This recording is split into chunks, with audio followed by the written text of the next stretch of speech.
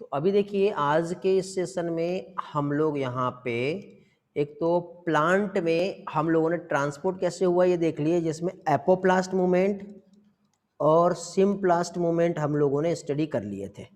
अब एपोप्लास्ट और symplast movement के बाद अब हम लोगों को देखना है कि इस मूवमेंट की हेल्प से जो वाटर जो है, जैसे कि सपोज ये प्लांट है और ये प्लांट का जैसे ये एक रूट है, तो इस रूट में वाटर आया। अब ये रूट को थोड़ा सा हम इस तरह से समझते हैं कि जैसे सपोज ये प्लांट की ये रूट हो गई, ये रूट है प्लांट का, और ये जो प्लांट का जो रूट है, इस रूट में यदि हम लोग देखें तो अंदर साइड ये वाला जो रहेगा बेटा, ये जाइलम वेसल्स रहेगी। ये क्या हो गया, ये हो गया रूट। ओके, इधर साइड ये जो रहेगी ये क्या रहेंगे, क्या है ये, रूट हेयर्स। ये जो रहेगी रूट का क्या रहेगा, एपिडर्मिस। एपिडर्मिस। अब एपिडर्मिस के बाद फिर हम लोग आते हैं अंदर, इधर साइड ये जो है ये क्या हो गया, एपिडर्मिस के बाद क्या होता है, कौन सा लेयर आता है, नहीं पढ़े, कॉर्टेक्स। कॉर्टेक्स के बाद फिर हम और अंदर आएंगे, क्या आता है बताइए, एंडोडर्मिस आएंगे ना पहले। ये जो है ये क्या हो गया, एंडोडर्मिस। और एंडोडर्मिस के बाद फिर क्या आएगा, पेरिसाइकल। यहाँ पे ये जो हो गया ये क्या हो गया, पेरिसाइकल। ठीक है, तो ये जो हो गया एंडोडर्मिस हो गया, और ये जो हो गया क्या हो गया, पेरिसाइकल हो गया। ठीक, और उसके बाद फिर ये जो है ये है क्या, जाइलम। तो हम लोगों ने अभी देखो इस तरह से डायग्राम देखे थे, एपिडर्मिस, एपिडर्मिस के बाद फिर कॉर्टेक्स, कॉर्टेक्स के बाद एंडोडर्मिस, पेरिसाइकल और जाइलम, ऐसा हमने किए थे। और जो एंडोडर्मिस होता है यहाँ पे ऐसी एक लेयर होती है, क्योंकि वाटर मान लो एपोप्लास्ट पाथवे की हेल्प से यहाँ पे आया इस तरह से, तो यहाँ पे बैरियर की तरह काम करेगा ये। अब जब यहाँ पे बैरियर उसे मिल रहा है तो फाइनली अब क्या होगा, यहाँ पर ये वाटर यहाँ से इधर आ जाएगा, फिर इस तरह से होके यहाँ पहुँचा, मीन्स जाइलम तक के वाटर पहुँच गया है। अब जाइलम तक के वाटर पहुँच गया तो अब यहाँ से वाटर इस तरह से अपवर्ड डायरेक्शन पे से मूव करना है।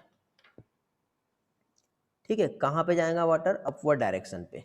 मीन्स टॉपिक का ही नेम हमारा क्या है, water movement up a plant. इसको हम बायोलॉजिकल टर्म में समझे तो इस टर्म को कहते हैं एसेंट ऑफ सैप, क्योंकि वाटर जब अंदर आया तो इस डायरेक्शन से वाटर जब यहाँ पे पहुंचा तो वाटर जस्ट लाइक ए जब लिक्विड जूस के फॉर्म में वो फॉर्म हो जाएगा, जिसे हम सैप कहते हैं। और एसेंट मीन्स क्या होता है, अपवर्ड, अपवर्ड डायरेक्शन पे अगेंस्ट द ग्रेविटी जब वाटर का मूवमेंट होता है तो उसके लिए टर्म जो यूज होता है, क्या यूज होता है, एसेंट ऑफ सैप। अब ये जो एसेंट ऑफ सैप जो है, यदि हम यहाँ पे देखें तो इसमें हमें इसे समझने के लिए दो कंसेप्ट समझना है। पहले तो हमें रूट प्रेशर जो है क्या होता है, और रूट प्रेशर थ्योरी जो होती है क्या होती है, ये समझना पड़ेगा। ठीक है, इसी रिस्पेक्ट में हम लोग यहाँ पे अगेन गटेशन क्या होता है ये भी समझेंगे। जब ये हो जाएगा तो इसके बाद हम लोग ट्रांसपिरेशन पुल जो है,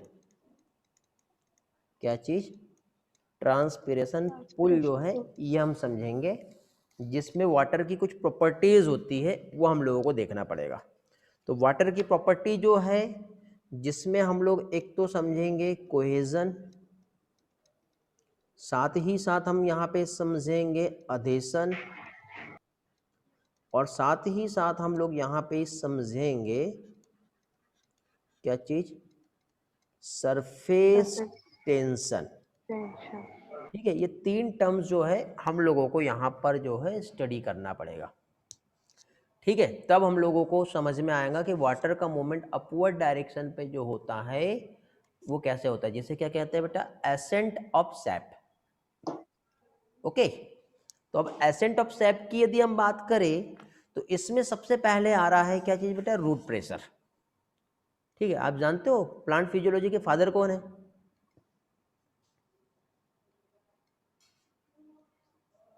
हेलो, स्टीफन हेल्स जो है ये फादर ऑफ प्लांट फिजियोलॉजी है, और सबसे पहले उन्होंने बेटा रूट प्रेशर को डिस्कवर्ड किया था।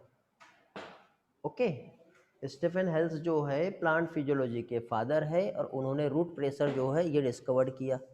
तो रूट प्रेशर मीन्स क्या होता है, ये कैसे ऑब्जर्व होता है? तो देखो, जैसे कि सपोज ये हमारा प्लांट है, और प्लांट का ये वाला जो है ये रूट है, और ये हमारा अर्थ सरफेस है।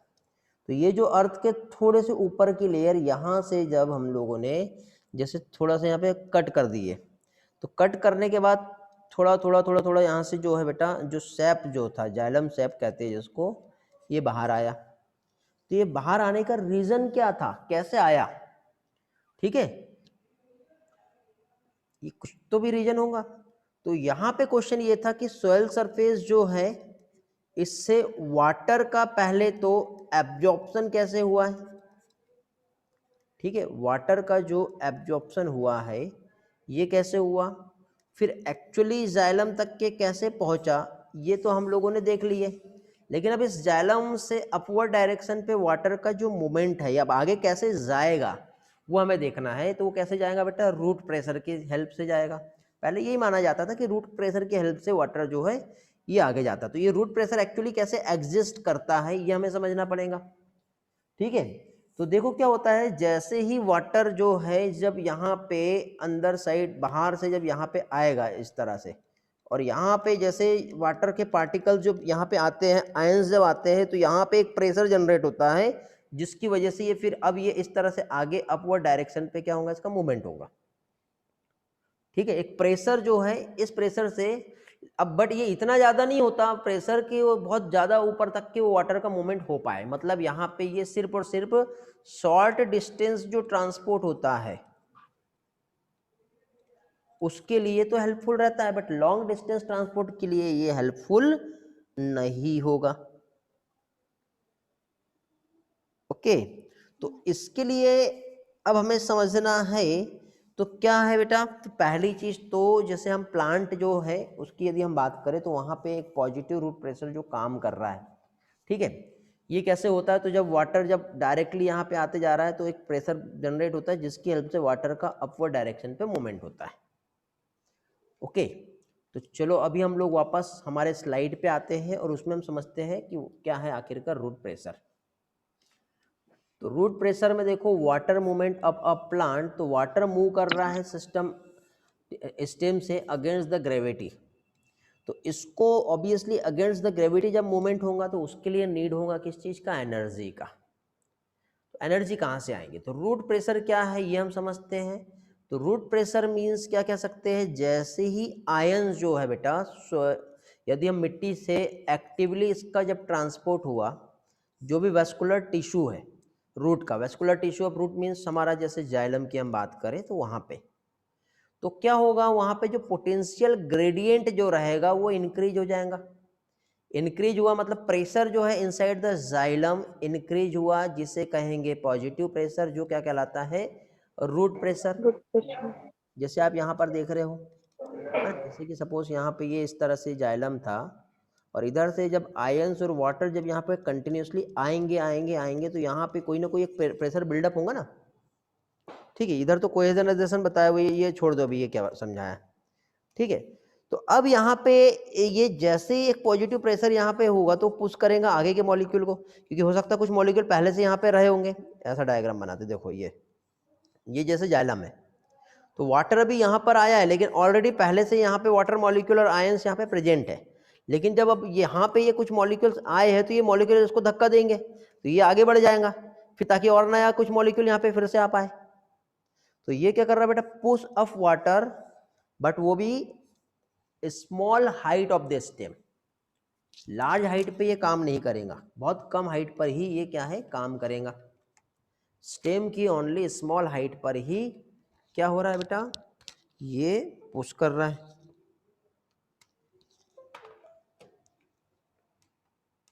Okay, Yes. अब आगे बढ़ते हैं, आगे देखते हैं हम लोग फिर कैसे काम किया यहाँ पर। तो अभी यहाँ पे देखिए बेटा, कुछ एक्सपेरिमेंट है जो प्रूफ करता है कि रूट प्रेशर जो है ये कैसे एग्जिस्ट करता है। तो हम अर्ली मॉर्निंग में यदि देखें, जहाँ पे एटमॉस्फेयर में थोड़ा बहुत मॉइस्चर प्रेजेंट होगा, ठीक है, थोड़ा बहुत मॉइस्चर एटमॉस्फेयर में है, और जो सॉफ्ट स्टेम प्लांट हम लेते हैं बेटे, ये हमने एक प्लांट लिए सॉफ्ट स्टेम वाला प्लांट, और इसको हमने क्या किया, हॉरिजॉन्टली हमने उसको कट कर दिया ऐसे, ठीक है। सॉफ्ट प्लांट लेते हैं और उसके बेस से हम लोग क्या करते हैं, हॉरिजॉन्टली उसको हम क्या करते हैं, कट करते हैं। कट करने के बाद जब हम देखते हैं तो कुछ ड्रॉप सॉल्यूशंस के बाहर आते हुए हमें दिखेंगे। ये किसकी वजह से हुआ बेटा, तो पॉजिटिव रूट प्रेशर है, उसकी वजह से ही ये हमें दिखाई दिया है। ओके, अब यदि हम उसको ये चीज देखें, ठीक, तो ये चीज समझ में आ गई बेटा कैसे हो रहा है। हाँ. अब यदि हम इसमें रबर ट्यूब यदि लगा देते हैं, ठीक है, और स्टेम जो कट किए उस जगह से, ठीक है, और रबर ट्यूब हम लगाते हैं और जब हम उसे कलेक्ट करते हैं तो हमें समझ में आता है रेट ऑफ एग्जीक्यूशन, उसको हम पता कर सकते हैं, और उसका कंपोजिशन जो है उसको भी हम डिटरमाइन कर सकते हैं। नाइट या फिर अर्ली मॉर्निंग में जो इवेपोरेशन रेट है वो बहुत कम होता है, तो एक्सेस वाटर को जब हम कलेक्ट करते हैं उसका droplet around the opening of veins near the tip of क्या है, ग्रास Grass. Blade, Blade. तो वहाँ पे जनरली जो हर्बेसियस प्लांट जो होता है उसमें देखने को मिलता है लॉस ऑफ लिक्विड, उसे क्या कहेंगे बेटा, guttation. Drop by drop water जो है बेटा वो क्या होता है, अर्ली मॉर्निंग या नाइट के टाइम पे हमको देखने को मिलता है, वो क्या कहलाता है, गटेशन, ठीक है, क्या कहलाएगा ये, गटेशन। Petition. रूट प्रेशर जो है बेटा ये ओनली प्रोवाइड, क्या कह सकते हैं, जो वाटर को पुश कर रहा है, ट्रांसपोर्ट कर रहा है, बट मेजर रोल जो है वाटर मूवमेंट का ये टॉल ट्री में इसका नहीं होता। ग्रेटेस्ट रोल रूट प्रेशर का जो होता है सिर्फ और सिर्फ रीस्टेबलाइज जो होता है, जो कंटिन्यू जो बनती है ना चेन जो वाटर मॉलिक्यूल की, वो होता है। मतलब इफेक्ट ऑफ रूट प्रेशर हम नाइट और अर्ली मॉर्निंग पे तो ऑब्जर्व कर रहे हैं, जो वेन्स ओपनिंग्स जो थी वो तो हमने देख ली है हर्बेसियस प्लांट में, बट रूट का बहुत बड़ा रोल हम यहाँ पे नहीं देख सकते, क्योंकि 15 मीटर हाइट वाला प्लांट जो है, ठीक है, वहाँ तक के वाटर को पहुँचाना है, तो जैसे हमारे बॉडी में हार्ट है, ठीक, और हार्ट ब्लड को पंप करता है और बहुत हाई लेवल तक के पहुँचा सकते हैं हम ब्लड को, बट यहाँ पे ऐसा किसी भी टाइप का नहीं होगा, ठीक। तो जो जाइलम सेल्स है यहाँ पे कंटिन्यूसली वाटर की एक चेन, आपने देखना पानी को यहाँ से पकड़ के ऐसा खींचेंगे तो उसके पीछे पीछे पानी आ जाता है, ठीक है, एक टेंशन भी उसमें क्रिएट होगा बेटा, जिसे हम ट्रांसपीरेशन कहते हैं, ट्रांसपीरेशन पुल, जिसकी हेल्प से वाटर का जो मूवमेंट है अपवर्ड डायरेक्शन पे होता है। ओके, तो ट्रांसपीरेशन पुल क्या होता है अब ये हम समझेंगे यहाँ पर, ठीक है, जो कंटिन्यूअस चेन जो फॉर्म हुई है यहाँ पर वो कैसे हुआ है वो हम समझेंगे। रूट प्रेशर वाला कंसेप्ट समझ में आया बेटा, थोड़ी देर के बाद मैं आपको एनसीईआरटी रीड करने के लिए दूंगा, तब आप पढ़ेंगे और जहाँ डाउट आता है पूछेंगे। लास्ट पॉइंट जो मैंने समझाया था, लास्ट टॉपिक जो लास्ट क्लास हमारा जो हुआ था, उसके आप लोगों ने सारा पोर्शन स्टडी कर लिए हो बेटा, एनसीईआरटी रीड कर ली, समझा, किसी को कोई डाउट है उससे रिलेटेड, हेलो, No, sir. ठीक, आगे बढ़ते हैं यहाँ पर। अब ट्रांसपीरेशन पुल क्या होता है ये हम देख लेते हैं बेटा। तो ट्रांसपीरेशन पुल मींस वाटर का जो फ्लो जो अपवर्ड डायरेक्शन पे जो हो रहा है जाइलम से, जो हाई रेट पे होता है, मींस कैसे, जैसे 15 मीटर पर आवर की स्पीड से बेटा अपवर्ड डायरेक्शन पे मूवमेंट हो सकता है, ठीक है। तो वाटर मेनली जो हो रहा है बेटा पुल थ्रू द प्लांट, ठीक है, and that the driving force of this process जो क्या कहलाता है, ट्रांसपीरेशन। मतलब देखो यहाँ पे क्वेश्चन आता है ऐसा कि प्लांट में जो मूवमेंट हो रहा है, अब ये प्लांट इतना हाई लेंथ वाला आपको दिख रहा है, तो इतने ऊंचाई तक के वाटर का मूवमेंट कैसे होगा, इतना मूवमेंट कैसे होता है ये हमें देखना है। तो यहाँ पे जो वाटर जो मूव हो रहा है उसमें कौन सा फोर्स काम कर रहा है, वो खींचने वाला फोर्स है या धकेलने वाला फोर्स है, पुश है या फिर पुल है। मीन्स प्लांट पानी को खींच रहा है या फिर धकेल रहा है। ठीक है, तो यहाँ पे हमें पता चला कि एक ड्राइविंग फोर्स यहाँ पे काम करता है, और ड्राइविंग फोर्स जो है मीन्स इस प्रोसेस में जो है वो है कहाँ से आता है, तो ट्रांसपीरेशन जो लीफ में हो रहा है, वाटर जो फॉल हो रहा है, तो यहाँ से वाटर बाहर जा रहा है, तो लेकिन ये सब एक ट्यूब के समान है, एक पाइप लाइन के समान बना हुआ है, और इधर से जब वाटर लॉस हुआ तो ये खींचने वाला एक फोर्स है जो यहाँ पे काम करता है, जिसकी वजह से वाटर इस अपवर्ड डायरेक्शन तक के मूव कर सकता है।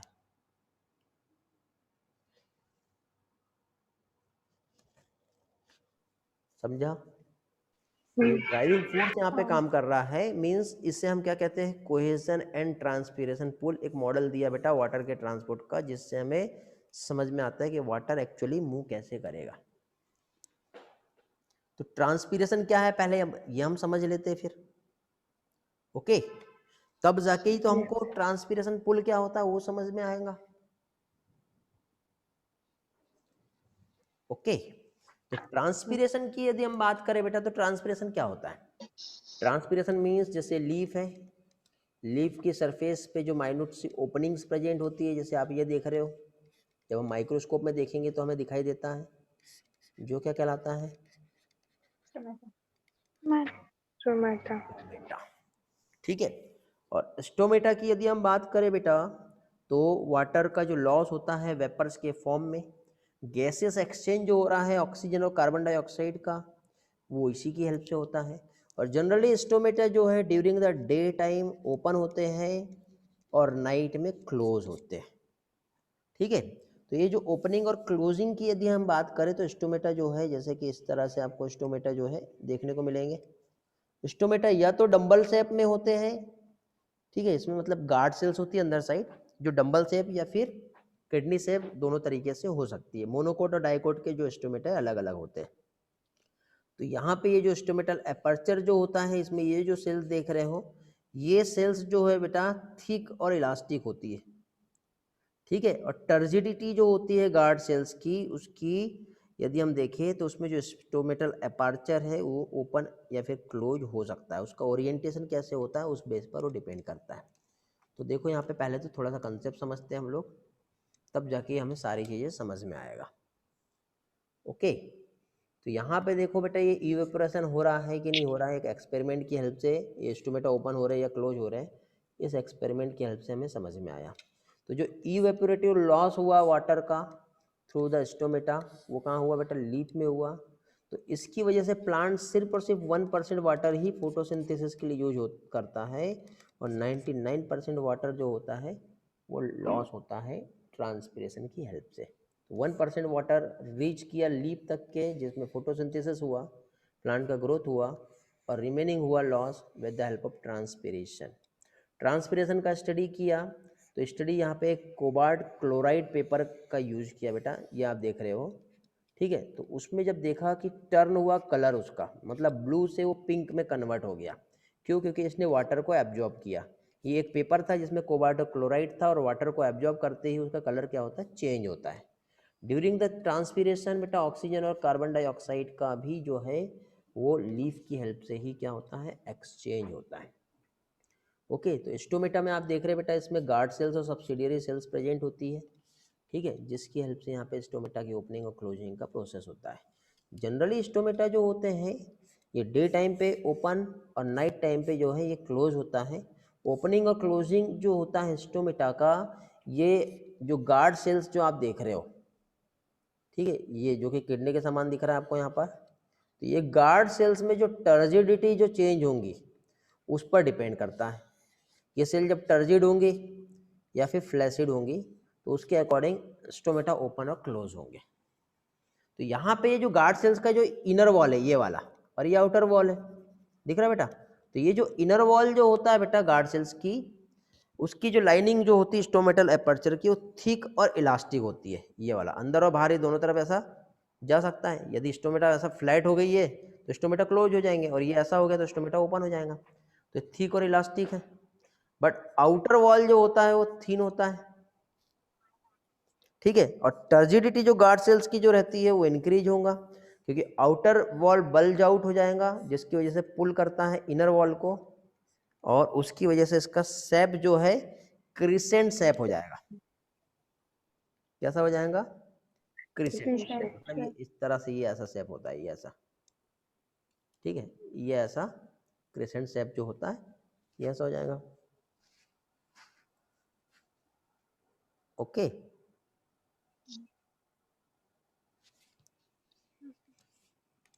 कब हुआ ये?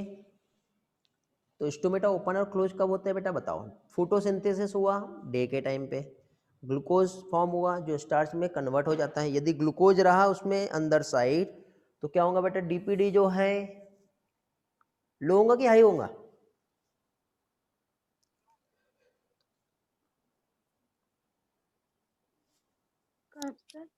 वाटर पोटेंशियल क्या होगा?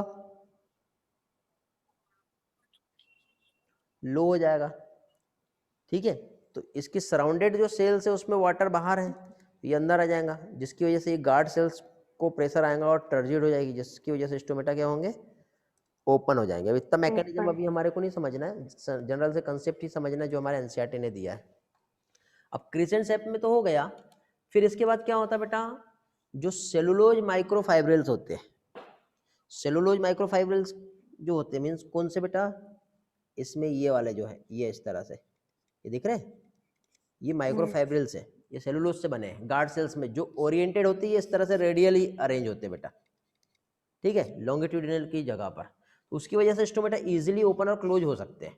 यदि ये ऐसे रहते तो स्टोमेटा को ओपन और क्लोज होने में दिक्कत होती थी, लेकिन ये ऐसे है इसलिए स्टोमेटा इजीली ओपन और क्लोज हो सकते हैं।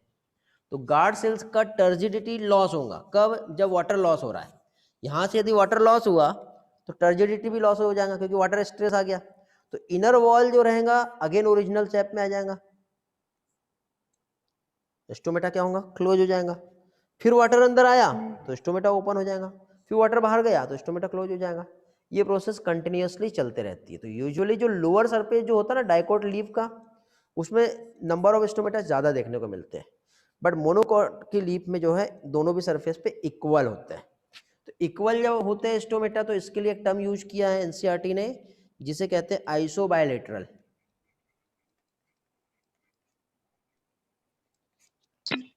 और डाइकोट लीफ के लिए जो टर्म यूज किया है डॉर्सीवेंट्रल।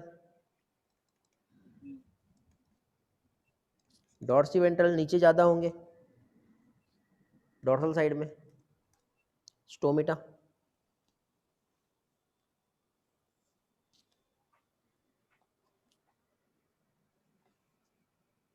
अब कुछ फैक्टर्स है जो ट्रांसपिरेशन की प्रोसेस को अफेक्ट करते हैं। ये कौन कौन से फैक्टर्स है ये हम देखते हैं। तो देखो बेटा, टेम्परेचर ज़्यादा रहेगा तो ज़्यादा ट्रांसपिरेशन होगा, लाइट, ह्यूमिडिटी और विंड, ठीक है, ये एक्सटर्नल फैक्टर है। कुछ प्लांट फैक्टर होते हैं बेटा, number and distribution of stomata, ठीक है, कितने स्टोमेटा ओपन है, वाटर स्टेटस प्लांट में कैसा है, और कैनोपी स्ट्रक्चर, ये कितने हैवी प्लांट है।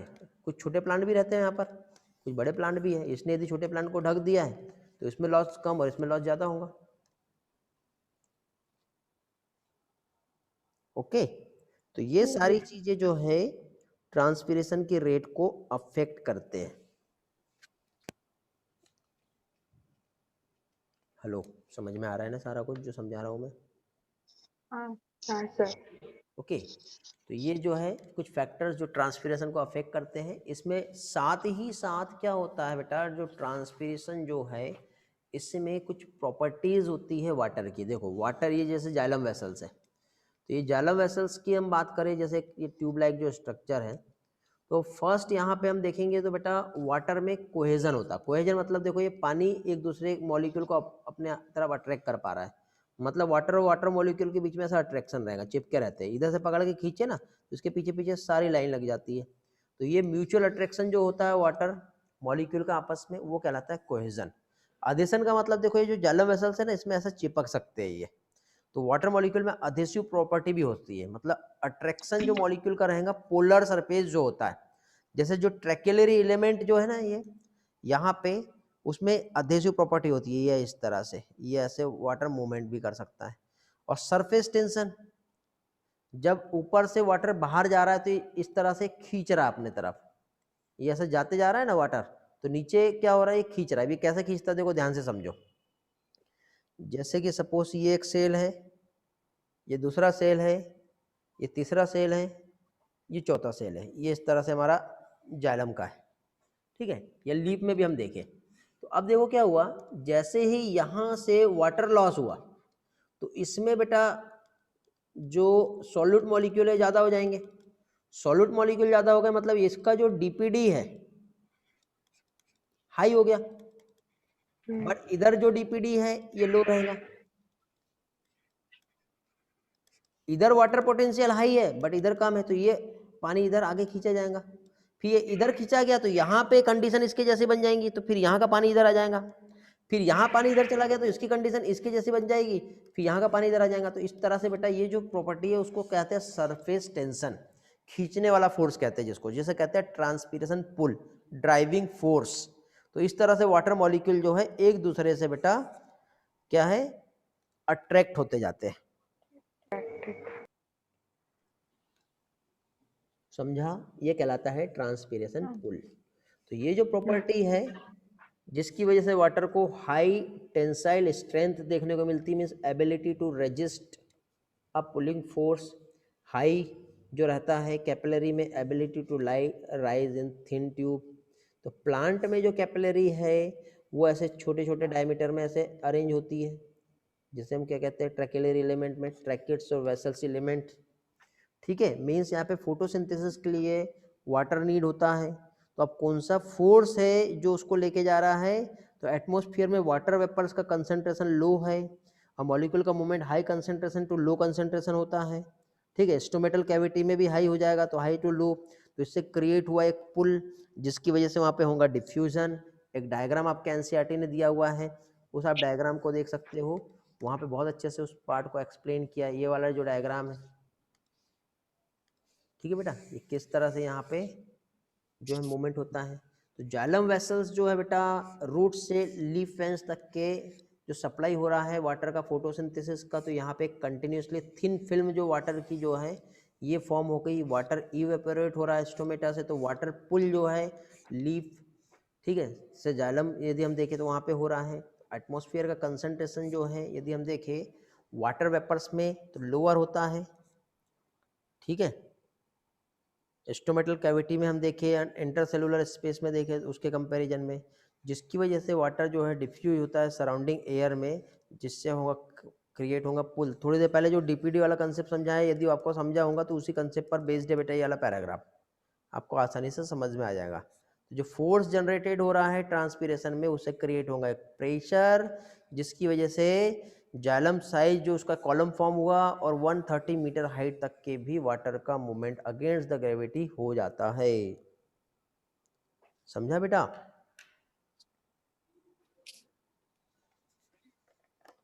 चलो तो अभी एक काम करो, इतना पोर्शन जो है आप लोग एक बार एनसीईआरटी रीड करो, जो लाइन नहीं समझ में आ रही है वो आप मुझसे पूछो, फिर हम आगे कंटिन्यू करेंगे। आपको मैं 10 मिनट का टाइम दे रहा हूँ बेटा, विदाउट कुछ डिस्कस किए 10 से 15 मिनट का टाइम ले सकते हो। अच्छे से एक एक लाइन जो है वो पढ़ो और मुझसे पूछो जहाँ नहीं समझ में आएगा, ठीक है। Hello, yes sir. चलो आगे बढ़े। सभी के डाउट क्लियर हो गए? आप लोगों ने एनसीईआरटी सभी ने रीड कर ली है, जिसके जो डाउट थे वो आपने पूछ लिए हैं। तो नेक्स्ट टॉपिक पे हम कंटिन्यू करते हैं। अभी नेक्स्ट पोर्शन हमारा ये वाला, जिसमें ट्रांसपीरेशन एंड फोटोसिंथेसिस जो है इसको कंपेयर किया है, जिसमें क्या समझाया है देखो बेटा। तो इसमें पहली चीज तो क्या, जो फोटोसिंथेसिस है उसके लिए एक लिमिटेड अवेलेबल है वाटर की, ठीक है, और ट्रांसपीरेशन की वजह से वाटर ज़्यादा लॉस हो जा रहा है। तो यहाँ पे देखो एक C4 सिस्टम हमने पढ़े थे बेटा। C4 सिस्टम ने क्या किया, मैक्सिमाइज किया अवेलेबिलिटी ऑफ कार्बन डाइऑक्साइड और मिनिमाइज किया वाटर लॉस, क्योंकि उसमें सनकेन स्टोमेटा होता है, थिक क्यूटिकल लेयर होती है। तो C4 प्लांट में क्या होता है बेटा, ट्वाइस इफिशियंट होता है C3 प्लांट के कंपैरिजन में, क्योंकि कार्बन डाइऑक्साइड का फिक्सेशन ज़्यादा कर सकता है और ज़्यादा से ज़्यादा अमाउंट में शुगर का फॉर्मेशन भी कर सकता है। तो लॉसेज जो होता है इसमें वाटर ज़्यादा होता है C3 में, और कार्बन डाइऑक्साइड का फिक्सेशन कम होता है, तो उसकी वजह से, या फिर सेम अमाउंट में होता है लेकिन तो भी उसमें प्रोडक्टिविटी C3 में कम और C4 में ज़्यादा मिलती है। यही यहाँ पे समझाया हुआ है। ठीक है बेटा। अब देखो जो यूज ऑफ ट्रांसपीरेशन हम देखें तो ट्रांसपीरेशन पुल यहाँ पे क्रिएट हुआ, ठीक है, जिससे वाटर का एब्जॉर्प्शन और ट्रांसपोर्ट होता है, ये ट्रांसपीरेशन की वजह से ही हो रहा है, ठीक है, जिसकी वजह से ही वाटर जो है फोटोसिंथेसिस के लिए सप्लाई हो पा रहा है। ट्रांसपोर्ट जो मिनरल का हो रहा है सॉइल से all part of the plant, ये इसी की वजह से हो रहा है। प्लांट की सरफेस जो कूल होती है, कभी कभी 10 से 15 डिग्री तक के भी हो सकता है, वो किसकी वजह से हो रहा है, इवेपोरेशन की वजह से हो रहा है। यदि नहीं होता तो हम तो धूप में ज़्यादा देर रह नहीं पाते ना बेटा, बट प्लांट रह पा रहा है, क्यों, क्योंकि इसी की वजह से हो पा रहा है, जिसकी वजह से प्लांट का जो प्रॉपर स्ट्रक्चर और शेप जो है मेंटेन हो पा रहा है, और सेल जो टर्जिड हो पा रही है। सेल देखो ये इस तरह से, ऐसा लीफ देखो ऐसा खिली हुई दिख रही है, ऐसी मुरझाई हुई दिख रही है क्या, नहीं दिख रही है, ये सब ट्रांसपीरेशन की वजह से ही हो पा रहा है। समझ गया? Yes sir. ठीक है, इस तरह से यहाँ पे प्रोसेस हो रहा है। देन फाइनली अब नेक्स्ट टॉपिक हम देखेंगे, Uptake and transport of mineral nutrient. क्या देखेंगे अभी हम लोग, Uptake and transport of mineral nutrient. Continue करना है ना बेटा, ऐसा तो नहीं कि सर कल देखेंगे। इसके पहले का क्लास नहीं हुआ ना आप लोगों का, कि हुआ है? नहीं हुआ। हाँ तो देख सकते हैं फिर। चलो Uptake and transport of mineral nutrient अभी हम लोग देख लेते हैं। पहले कंसेप्ट समझा देता हूँ, फिर हम स्लाइड पे देखेंगे बेटा, ठीक है।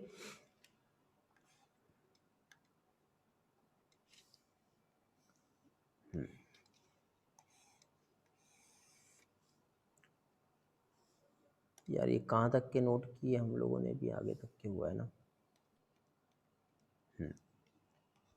तो अभी हम लोग यहाँ पे देख रहे हैं Uptake and transport of mineral nutrient. तो देखो बेटा, जैसे कि सपोज ये प्लांट है और प्लांट का ये लीफ है, तो हम लोगों ने क्या देखे, इधर साइड से ये एटमॉस्फेयर है, एटमॉस्फेयर से प्लांट ने कार्बन डाइऑक्साइड ले लिया और ऑक्सीजन को छोड़ दिया, ये एक्सचेंज तो यहाँ पर हो गया, ठीक है, ये ऑब्टेन किया इसने एटमॉस्फेयर से, ओके। लेकिन इसी के साथ साथ यदि हम देखें तो इसे क्या चाहिए, इसे चाहिए न्यूट्रिएंट। तो जितने भी जो रिमेनिंग न्यूट्रिएंट है, जो भी इसकी इसेंशियलिटी है, ये सारी चीज़, जैसे मिनरल्स की हम बात कर सकते हैं, या फिर हम वाटर की हम बात कर सकते हैं, तो ये इसे कहाँ से मिलेगा, तो ऑब्वियसली ये इसको कहाँ से मिल रहा है, सॉइल से मिलेगा, ठीक। तो अब हम लोग यहाँ पे सबसे पहले देखो क्या क्या कहा है, मिनरल और न्यूट्रिएंट। वाटर कैसे आता है ये तो हम लोगों ने देख लिए, बट अब प्लांट जो है इन मिनरल न्यूट्रिएंट को कैसे ऑब्टेन करेगा, वो हम लोगों को यहाँ पे देखना है। तो प्लांट जो है किस चीज़ का बेटा अपटेक कर रहा है, ऑफ मिनरल आयन। तो मिनरल आयन को कैसे अपटेक किया इसने, तो इसको समझने के लिए, ठीक है, हम वाटर की हम बात करें तो वाटर का जो मूवमेंट हो रहा था, ये कैसा हो रहा था बेटा, विदाउट एनी एनर्जी खर्च किए, मीन्स पैसिव डिफ्यूजन की हेल्प से वाटर का मूवमेंट हो गया है। माइक ऑफ करो बेटा, किसका ऑन है, पैसिव मूवमेंट वाटर का हुआ। बट अनलाइक वाटर, मिनरल्स की हम बात करें तो मिनरल्स जो है ये पैसिवली मूव कर पाएगा क्या, नहीं कर पाएगा, किसकी हेल्प से, बाय रूट, ठीक है। जैसे ये प्लांट है और प्लांट में जो रूट है, तो यहाँ पे ये सॉइल पार्टिकल और इस मिनरल्स को यदि इस रूट में भेजना है तो बिना एनर्जी खर्च किए मिनरल्स रूट में नहीं जा सकते, ठीक है। क्यों नहीं जा सकते, इसका क्या रीज़न है, ओके। तो इसका जो रीज़न है यदि हम देखें तो इसका जो मेन रीज़न जो है वो ये है कि पहली चीज़ तो अब ऐसे नहीं समझते इसको, हम एक काम करते हैं, 2 फैक्टर्स यहाँ पे काम करते हैं जिसकी हेल्प से हम समझेंगे। 2 फैक्टर्स है, ठीक है, जो यहाँ पे मायने देते हैं बेटा, जिसकी वजह से ये डायरेक्टली मिनरल्स का पैसिवली एब्जॉर्प्शन नहीं होगा। पहली चीज, जो भी मिनरल्स है जो सॉइल में जो प्रेजेंट है वो कैसे प्रेजेंट है? सॉइल में जो मिनरल्स प्रेजेंट है वो एक तो चार्ज पार्टिकल के फॉर्म में प्रेजेंट है। कैसे है? चार्ज पार्टिकल के फॉर्म में प्रेजेंट है, पहली चीज तो, ठीक है। तो अब मुझे बताओ बेटा, अक्रॉस द मेम्ब्रेन इसका यदि मूवमेंट होना चाहिए तो मूव करेगा क्या? Can not move across membrane.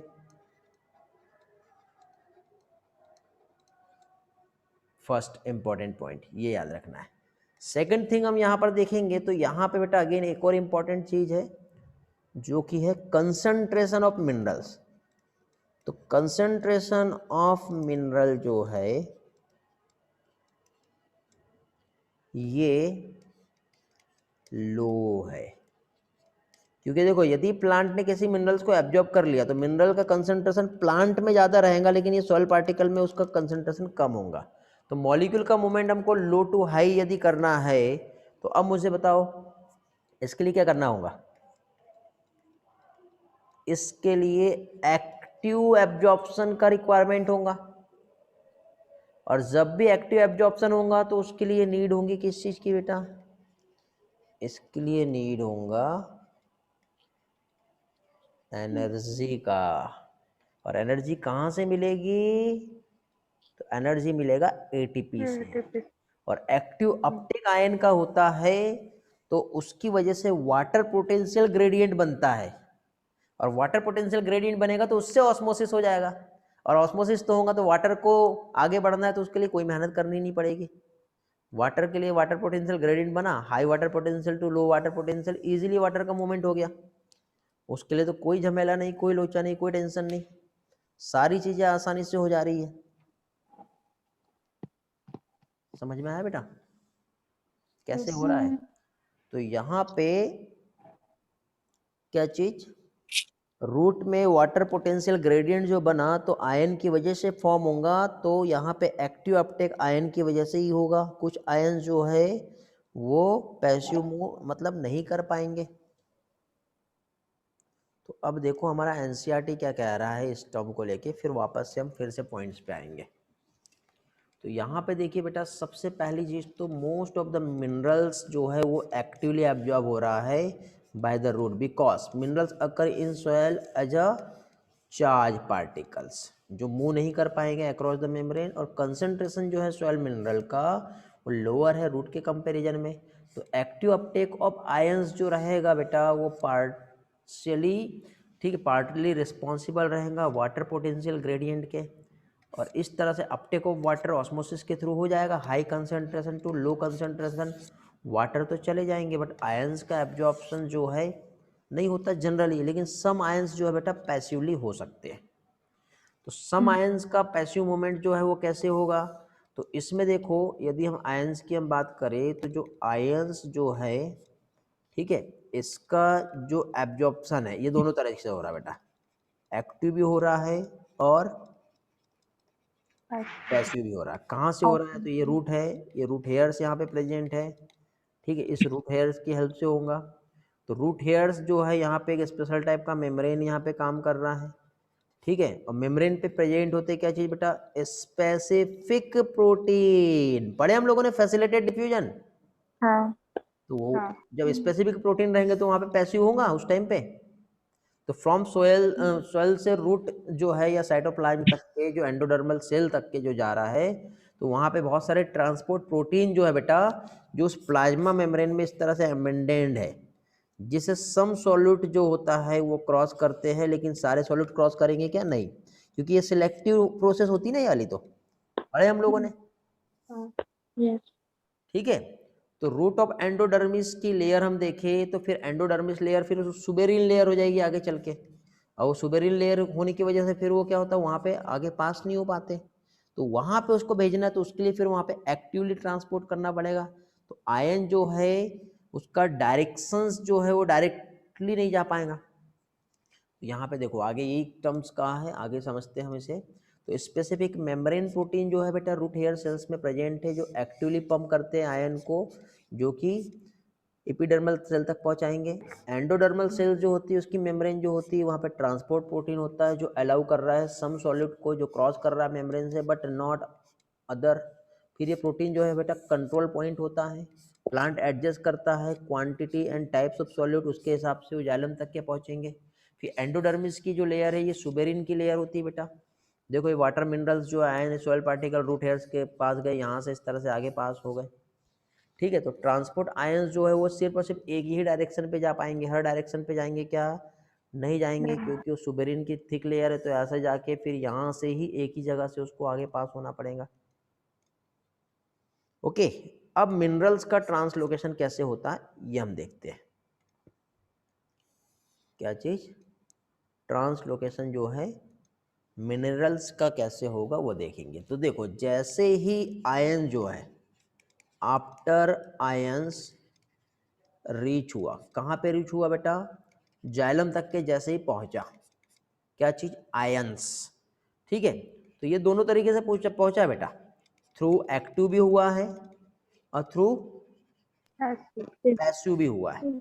तो अब इसका फर्दर जो ट्रांसपोर्ट जो होगा वो क्या, कहाँ पे, स्टेम में, ठीक है, जाइलम से ऊपर तक के जो जा रहा है इस तरह से, ठीक है। तो वो कैसे होगा, वहां पे काम करेगा ट्रांसपिरेशन स्ट्रीम, जो हम लोगों ने थोड़ी देर पहले देखे, ठीक है। तो इसमें दो टर्म यूज किया बेटा, एक सोर्स टर्म यूज किया है और एक सिंक यूज किया है। सोर्स मतलब जहां से आ रहा है और सिंक मतलब जहां पे पहुंच रहा है, ठीक है। सोर्स में जहां पे प्रोड्यूस हुआ और सिंक मीन्स जहां पे जा रहा है। तो अब मिनरल जो है एलिमेंट्स मतलब कहाँ जाएंगे, सिंक में, मीन्स जो रीजन है, कौन कौन सा रीजन है बताइए, ये क्वेश्चन आता है एग्जाम में, इंपॉर्टेंट है। एपाइकल मेरिस्टेम है पहली चीज, तो रूट और शूट एपिकल मेरिस्टेम यहाँ तक पहुंचेगा, ठीक है। जो यंग लीफ जो हो रही है वहां पर भी उसको चाहिए, तो यंग लीफ तक के भी पहुंचेगा। डेवलपिंग फ्लावर और फ्रूट्स जो है वहां पर यंग लीफ जो है, इस तरह से ये डायरेक्टली पहुंच रहे बेटा। जो स्टोरेज ऑर्गन है वहां पे भी पहुंचेगा। तो इस तरह से देखिए यहाँ पे जो सिंक जो है उसके लिए ग्रोविंग रीजन जो है apical lateral meristem, young leaf, developing flower, fruit, seed, storage organ, यहाँ तक के फाइनली अल्टीमेटली जो है इसका क्या होगा, मूवमेंट होगा। समझ में आ गया। अब ट्रांसलोकेशन ऑफ मिनरल्स की यदि हम बात करें तो मिनरल्स जो है बेटा, मिनरल आयन की हम बात करें तो ये होता है बेटा रीमोबिलाइज। कैसा होता है, रीमोबिलाइज होता है। अब रीमोबिलाइज कैसे, फ्रॉम ओल्डर सिस सेनेसेंट पार्ट जो है वहां तक के। तो ओल्डर की यदि हम बात करें तो वहां से यंगर को दे देगा। जैसे कि सपोज ये लीफ जो है ये ओल्ड हो गई है और ये फॉल होने वाली है, तो ये अपने जो एलिमेंट है वो जो यंग लीफ है उसके पास क्या करेगा, पास कर देगा, ट्रांसपोर्ट कर देगा, क्योंकि ये लीफ तो फॉल होने वाली है ना। तो कुछ एलिमेंट्स जो है वो कैसे होते हैं, रीमोबिलाइज होते हैं। तो मिनरल जो रेडली रीमोबिलाइज होते हैं वो कौन कौन से रहते हैं, फॉस्फोरस, सल्फर, नाइट्रोजन और पोटेशियम। कुछ स्ट्रक्चरल कंपोनेंट होते हैं बेटा लीफ में, जैसे कैल्शियम आयन हो गया और सोडियम हो गया, तो ये रीमोबिलाइज नहीं होंगे क्योंकि वो स्ट्रक्चर का कंपोनेंट है, तो वो फॉल होगा तो वो तो चला जाएगा, लेकिन ये मोबिलाइज हो सकते हैं। तो ये एग्जाम में क्वेश्चन पूछे जाते हैं बेटा, ये मालूम होना चाहिए आपको। तो क्या है, अब अनलोडिंग जो हो रहा है मिनरल आयन का वो एक फाइन वेन एंडिंग जो होता है डिफ्यूजन की हेल्प से एक्टिव अपटेक के थ्रू सेल्स में हुआ। ये क्या है, ट्रांसलोकेशन ऑफ मिनरल्स देख रहे हैं अभी हम, है ना। तो ये कैसे हुआ, तो इसमें मिनरल आयन जो फ्रिक्वेंटली रिमोबिलाइज हो रहा है ओल्डर से सेनेसेंट पार्ट से हम देखें, ठीक है, तो यंगर लीफ में, तो ये almost readily mobilise phosphorus, sulphur, nitrogen, potassium है। एलिमेंट जो स्ट्रक्चरल कंपोनेंट होता है जैसे कैल्शियम है ये मोबिलाइज नहीं हो पाएगा। समझ में आ रहा है ना बेटा, हेलो, एकदम इजी वे से समझ रहा है। Yes. आगे नाइट्रोजन जो है अच्छा। बेटा ये कैरी होता है एक ऑर्गेनिक फॉर्म में, जैसे अमाइनो एसिड के फॉर्म में, ये उससे रिलेटेड जो कंपाउंड है उसके फॉर्म में, तो ये ट्रेवल करता है इनऑर्गेनिक आयन के फॉर्म में। फॉस्फोरस सल्फर जो होता है ये कैरी होता है ऑर्गेनिक कंपाउंड के फॉर्म में। इस तरह से इसका एक्सचेंज हो जाएगा material between the xylem and phloem. तो ये हम क्लियरली ये नहीं कह सकते कि जाइलम का से जो ट्रांसपोर्ट होता है सिर्फ और सिर्फ इनऑर्गेनिक न्यूट्रिएंट ही होता है, और फ्लोएम जो होता है ट्रांसपोर्ट करता है ऑर्गेनिक मटेरियल। इसको हम नहीं कर सकते क्लियरली, बट जब एनालाइज किया तो जाइलम जो होता है वो सम नाइट्रोजन्स को क्या कर रहा है, अपने में से ट्रेवल कर रहा है, और ज़्यादा जो कैरी हो रहा है ऑर्गेनिक फॉर्म में अमाइनो एसिड। ठीक है, सिमिलरली स्मॉल अमाउंट में फॉस्फोरस सल्फर कैरी होता है ऑर्गेनिक कंपाउंड में। तो जाइलम और फ्लोएम से ये एक्सचेंज नहीं होता है। ओके, तो ये कैसे हो रहा है ये हम लोगों ने देखे लास्ट। फाइनली फ्लोएम जो ट्रांसपोर्ट है फ्रॉम सोर्स टू सिंक, ये हम लोग देखेंगे, जो इस पोर्शन का लास्ट पोर्शन है, जिसमें हम मास फ्लो हाइपोथेसिस हम देखेंगे और फ्लोएम ट्रांसपोर्ट कैसे होता है ये देखेंगे। तो इसमें देखो फ्लोएम के थ्रू जो ट्रांसपोर्ट हो रहा है मीन्स फ्रॉम सोर्स, सोर्स यहाँ पे ये रहेगा। जैसे कि सपोज हम सुक्रोज की हम बात करते हैं, तो सुक्रोज जो फॉर्म हुआ है वो कैसे हुआ, फोटोसिंथेसिस हुआ बेटा। तो अब जो वेस्कुलर टिश्यू जो है, क्या है वेस्कुलर टिश्यू, जो फ्लोएम है, इसकी हेल्प से सोर्स से सिंक के तरफ क्या होगा, मूवमेंट होगा। तो लीफ में फूड का सिंथेसिस हुआ और जो स्टोर्ड होगा वो कहाँ पर होगा, तो स्टोरेज ऑर्गन। तो सोर्स जो हो गया लीफ हो गया, और सिंक जो है वो क्या होगा, स्टोरेज ऑर्गन, फोटोसिंथेटिक जो प्रोडक्ट है। ओके, तो अब ये रिवर्स भी हो सकता है बेटा, डिपेंड ऑन द सीजन। जैसे कि फॉर एग्जांपल एक जर्मिनेटिंग सीड है, अब इस सीड में जो एनर्जी स्टोर्ड है, तो जब तक प्लांट खुद के लिए कैपेबल नहीं होगा तब तक के इसके लिए सोर्स जो है ये रहेगा। लेकिन जब लीफ जब फोटोसिंथेसिस कर रहा है तो ये सोर्स हो जाएगा, और जो स्टोरेज ऑर्गन है ये सिंक हो जाएगा। तो पहले यहाँ से ऊपर गया था, अब ऊपर से नीचे आएगा। तो दोनों भी डायरेक्शन में फूड का मूवमेंट हो सकता है। जैसे स्प्रिंग सीजन है, जब बर्ड निकल रहे होते हैं तो शुगर को स्टोर करना होता है बर्ड में, तो रूट जो रहेगी उस टाइम पे सोर्स रहेगी, और बर्ड जो रहेगा वो क्या रहेगा, सिंक रहेगा। रूट जो है वो सोर्स की तरह काम कर रहा है, और बर्ड जहाँ पे स्टोर करना है ये क्या है, सिंक की तरह काम करेगा। ठीक है, बट नीड है एनर्जी की for the growth and development for the photosynthesis. तो डायरेक्शन ऑफ मूवमेंट जो रहेगा फ्लोएम का वो अलग अलग हो जाएगा। मीन्स फ्लोएम का जो डायरेक्शन ऑफ मूवमेंट दोनों भी होता है बेटा, एक अपवर्ड डायरेक्शन भी होता है और दूसरा डाउनवर्ड डायरेक्शन भी होता है। लेकिन जाइलम में हम देखेंगे तो हमेशा एक यूनी डायरेक्शनल ही होता है, और unidirectional means upward direction of movement ही यहाँ पर देखने को मिलेगा। Okay, yes. ये देखो कैसे है, मैं पार्ट जो है यहाँ पे स्टेटमेंट समझाता हूँ। बेटा किसी को कोई डाउट है? नो। हाँ, देखो लॉन्ग डिस्टेंस मूवमेंट जो है ऑर्गेनिक सब्सटेंस का मीन्स फूड, जिसमें प्राइमरली जो होता है सुक्रोज, ये आ रहा है from source. Source means region of synthesis there food synthesise, जो कि है लीफ, और सिंक मीन्स जहाँ पे स्टोर्ड हो रहा है, जहाँ पे यूटिलाइज हो रहा है फूड का। ये किसकी हेल्प से होगा, फ्लोएम की हेल्प से होगा। तो ये देखो लीफ में फूड का फॉर्मेशन हो रहा है जो कि सोर्स है, और यहाँ से स्टोर हो रहा है रूट सेल्स में, जैसे पोटैटो का एक एग्जांपल बताया था मैंने, जो उसके लिए सिंक हो जाएगा। कभी कभी ये रिवर्स भी हो सकता है सीजन के अकॉर्डिंग, जैसे प्लांट को नीड है। अर्ली स्प्रिंग की हम बात करें तो शुगर स्टोर्ड होता है रूट में, तो इस रूट से ये इस डायरेक्शन पे मूव होगा। जब प्लांट डेवलप हो जाएगा फोटोसिंथेटिक एपरेटस, तो वो फिर वापस से अगेन वो चेंज हो जाएगा डायरेक्शन उसका।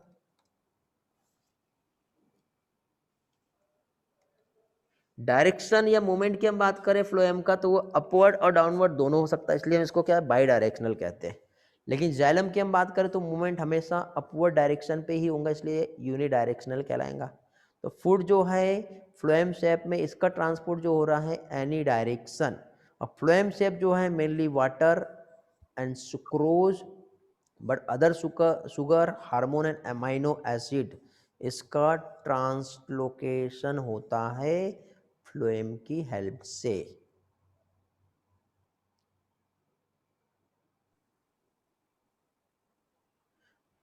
Okay, yes. Yes sir. अब यहाँ पे लास्ट इसको समझने के लिए एक हाइपोथेसिस दी है, फ्रॉम सोर्स टू सिंक, जिसे हम कहते हैं प्रेशर फ्लो या मास फ्लो हाइपोथेसिस। एक साइंटिस्ट है, मंच नाम है जिनका, उन्होंने इस थ्योरी को एक्सप्लेन किया है। इस थ्योरी में क्या समझाया है उसे हम समझेंगे यहाँ पर। तो इस थ्योरी में जो समझाया है उसमें ये कहा है बेटा कि जैसे कि फॉर एग्जांपल ये लीफ है,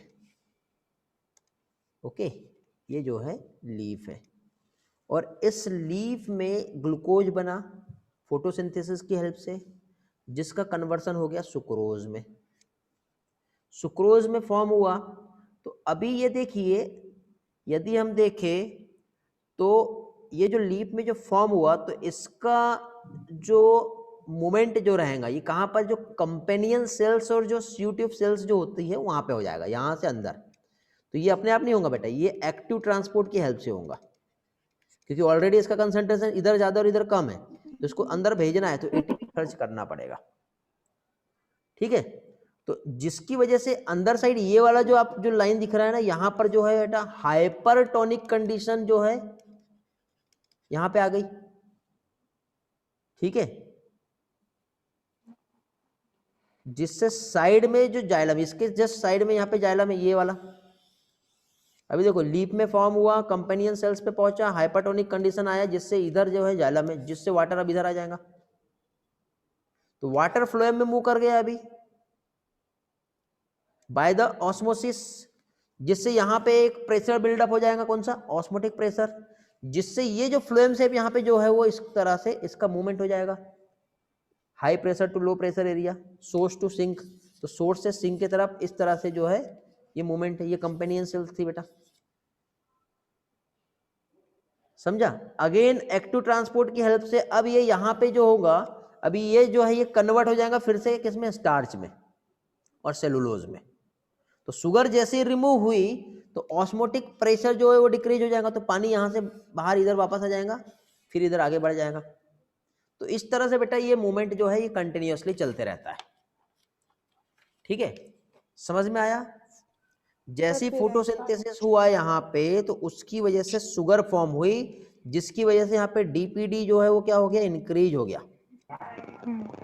ठीक है, वाटर पोटेंशियल जो है वो डिक्रीज हो गया, और इधर जो है हमें मालूम है high water potential to low water potential या low DPD to high DPD water का मूवमेंट होगा। तो वाटर जो है जाइलम से फ्लोएम में चला जाएगा एंडोस्मोसिस की वजह से।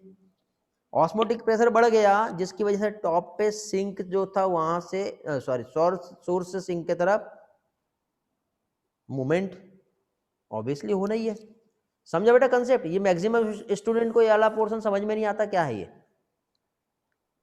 बट ये डायग्राम ने आपका एक एक पोर्शन क्लियर कर दिया होगा। अभी मैं थ्योरी समझाता हूँ क्या है।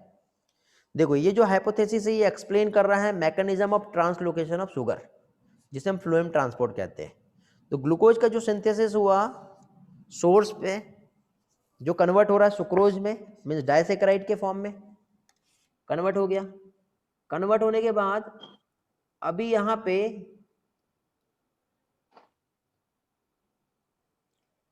क्या हुआ बेटा, सुक्रोज का मूवमेंट हुआ कंपेनियन सेल्स में। तो यहाँ पे लीफ में फॉर्म हुआ, ये मूवमेंट हो गया कहाँ पे, कंपेनियन सेल्स में।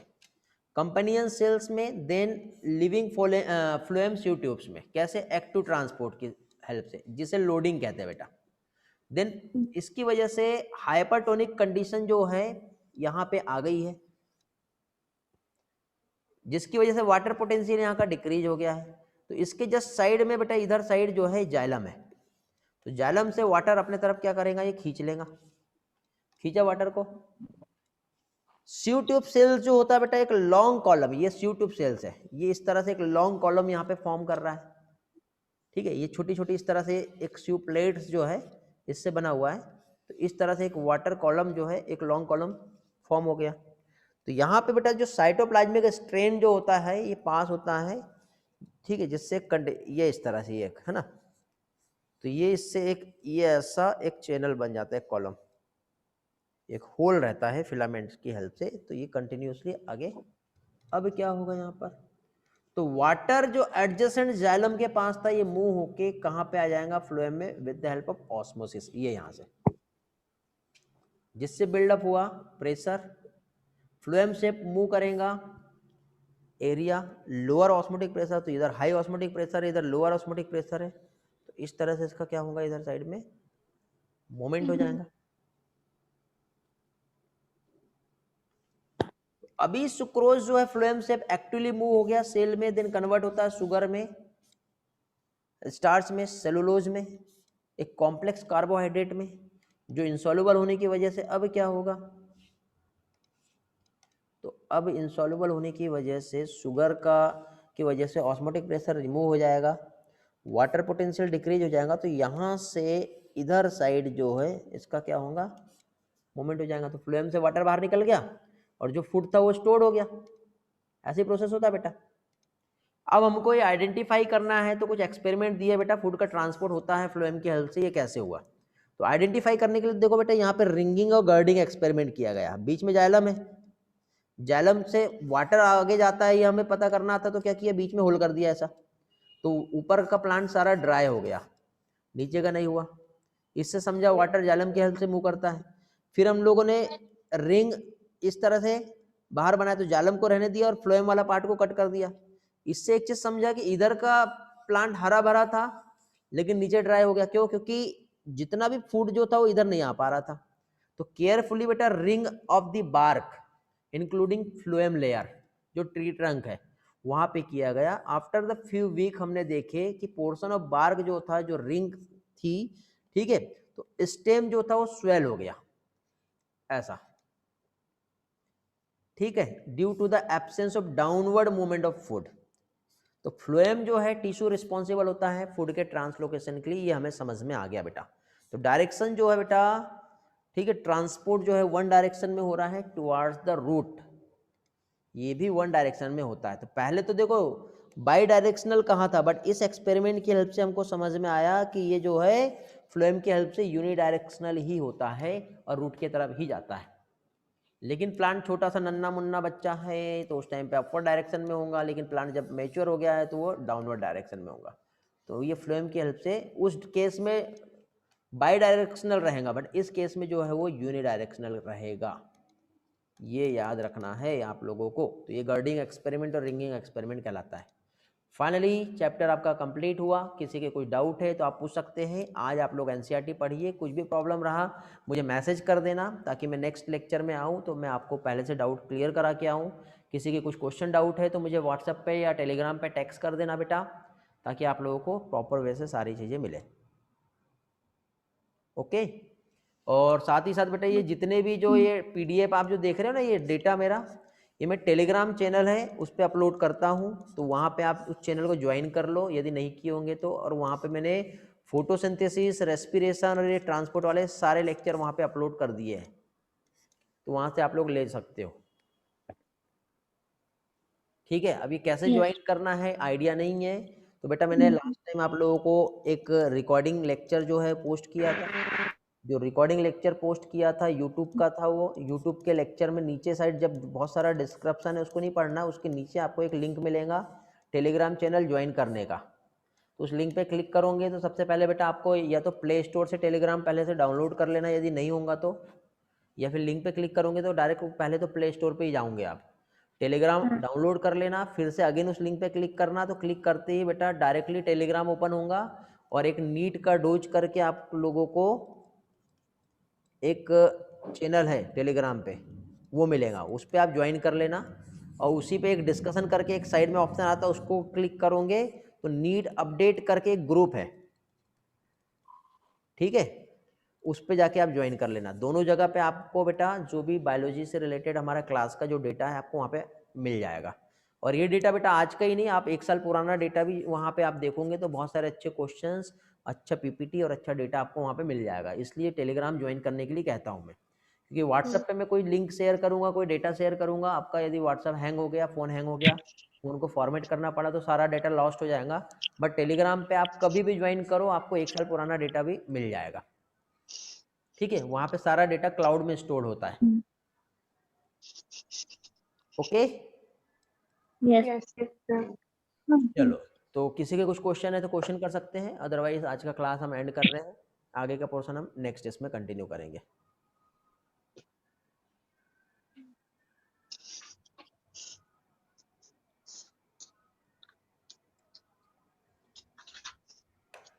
नो डाउट, एंड करें क्लास?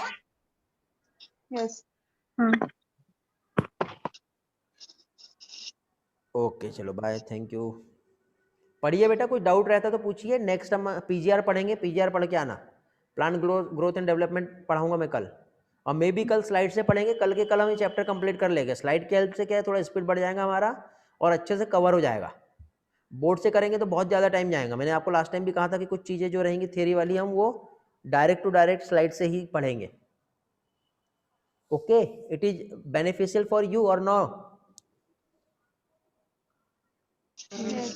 सारा yes कुछ समझा बेटा स्लाइड से? ऐसा तो नहीं ना फीलिंग आ रही थी कि नहीं सर बोर्ड नहीं था तो मजा नहीं आया? नहीं समझा। नहीं समझा? समझा। ओके ठीक है, ओके बेटा ठीक।